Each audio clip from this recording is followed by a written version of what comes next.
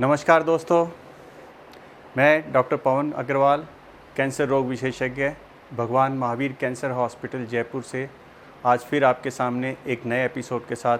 पिछले एपिसोड में आपने जाना कि कैंसर क्या होता है, क्यों होता है और कैसे होता है। जब किसी अंग की एक सेल बेकाबू होकर, अनकंट्रोल होकर अनियमित रूप से बढ़ने लगती है तो इसे हम कैंसर कहते हैं। आज हम कैंसर के इलाज के तरीक़ों पर चर्चा करेंगे। कैंसर के इलाज के 3 पहलू हैं, ये सभी ज़रूरी हैं। सबसे पहले आता है टेस्ट, मरीज़ के सारे टेस्ट।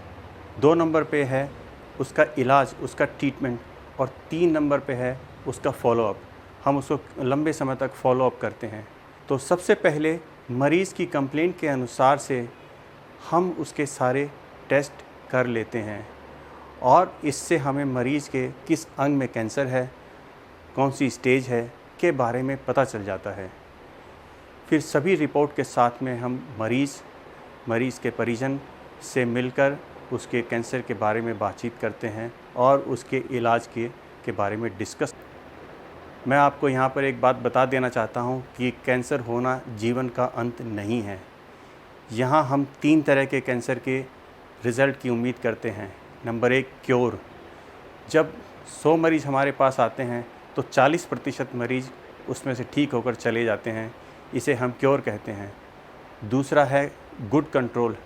40% मरीज़ ही 2 साल, 3 साल, 4 साल की खुशहाल ज़िंदगी जी लेते हैं, इसे हम कंट्रोल कहते हैं। केवल 20% मरीज़ ही जो लेट स्टेज पर आते हैं या इलाज लेने में आनाकानी करते हैं, ऐसे मरीज़ों को अंत में मुश्किल का सामना करना पड़ता है। अब हम ट्रीटमेंट के 3 फैक्टर की तरफ बात करते हैं। 1 मरीज़ से रिलेटेड, 2 डॉक्टर या साइंस से रिलेटेड, और 3 परिजन या अटेंडेंट से रिलेटेड। सामान्यतः मरीज़ को टेस्ट करवाते समय जब वो कैंसर हॉस्पिटल में रहता है या परिजनों के हाव भाव से उसको ये महसूस होने लगता है कि उसको हो न हो कैंसर हो सकता है, उसका आत्मविश्वास टूट जाता है और वो उदास रहने लगता है। परंतु डॉक्टर, मरीज़ के परिजन समय आने पर या धीरे धीरे उसके बीमारी के बारे में उससे बातचीत करते हैं। डॉक्टरों के द्वारा इम्पोर्टेंट काउंसलिंग से मरीज़ का आत्मविश्वास, आत्मबल, साहस, हिम्मत वापस आता है और मरीज़ अपने इलाज करवाने के लिए अपने आप को मानसिक रूप से मजबूत करता है। यही ताकत, यही आत्मबल, यही आत्मविश्वास मरीज़ का पूरे इलाज के दौरान साथ रहता है और इसी से मरीज़ कैंसर के ऊपर विजय पाता है। और दूसरा फैक्टर अब हम चर्चा करेंगे, वो है डॉक्टर से संबंधित, यानी कि मेडिकल साइंस। पिछले 20-30 सालों के अंदर मेडिकल साइंस ने बहुत तरक्की की है, चाहे वो सर्जरी के फील्ड में हो या दूसरी फील्ड में हो। मैं ये कहूँगा कि सभी फील्ड में हमने बहुत तरक्की की है। मुख्य रूप से मेडिकल साइंस या मेडिकल ट्रीटमेंट को हम 3 भागों में बांटते हैं। नंबर 1 सर्जरी या शल्य चिकित्सा या ऑपरेशन, दूसरा कीमोथेरेपी यानी कि मेडिसिन या इंजेक्शन के द्वारा इलाज, और तीसरा रेडियोथेरेपी के द्वारा। ऑपरेशन कर कैंसर की गांठ को निकाला जाता है। कभी कभार हम वो पूरा अंग निकाल देते हैं या कभी कभार हम जिस अंग में कैंसर होता है वो उसका पार्ट ही निकाल देते हैं।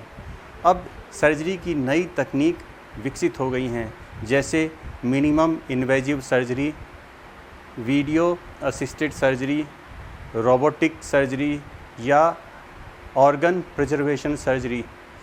ये सभी बड़ी बड़ी सर्जरियां हैं जो दिखने में बहुत बड़ी लगती हैं, लेकिन ये मरीज़ के ऊपर सरलता से और सुगमता से हो जाती हैं और मरीज़ 3, 4, 5 दिन के अंदर ही इलाज करा के अपने घर चला जाता है। दूसरा महत्वपूर्ण तथ्य है कीमोथेरेपी। इंजेक्शन या मेडिसिन से कैंसर का इलाज को हम कीमोथेरेपी कहते हैं। पहले केवल नाम मात्र की कीमोथेरेपी ही हमारे पास थी, उसी को हम देते थे और उससे काफ़ी साइड इफ़ेक्ट होते थे। और मरीज़ को काफ़ी परेशानी होती थी।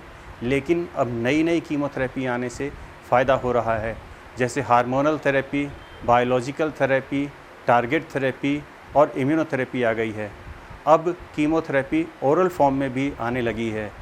तो हम कीमोथेरेपी के बारे में आगे नए एपिसोड में चर्चा करेंगे। तीसरा ऑप्शन जो रहता है वो है रेडियोथेरेपी। रेडियोथेरेपी में सबसे ज़्यादा विकास हुआ है।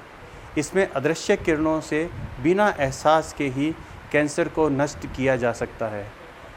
रेडियोथेरेपी में हम 3D linear oscillator, IMRT, IGRT, SSRT, gamma knife और बहुत कुछ, ये सब कंप्यूटर के ज़रिए हम बिल्कुल प्रिसाइज रेडियोथेरेपी पेशेंट की बीमारी के ऊपर देते हैं और उसको बिना साइड इफ़ेक्ट के उसको फ़ायदा होता है।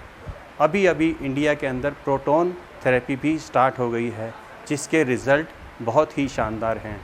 ऐसे में तीनों स्पेशलिस्ट डॉक्टर की टीम मिलकर कैंसर के सभी टेस्ट का एनालिसिस करती है और मरीज़ का कैंसर किस स्टेज पर है, किस अंग पर है, उसकी अवस्था के अनुसार नेशनल कॉम्प्रिहेंसिव कैंसर नेटवर्क की गाइडलाइन के अनुसार से ट्रीटमेंट प्लान करते हैं और मरीज़ को उसको लेने के लिए प्रेरित करते हैं।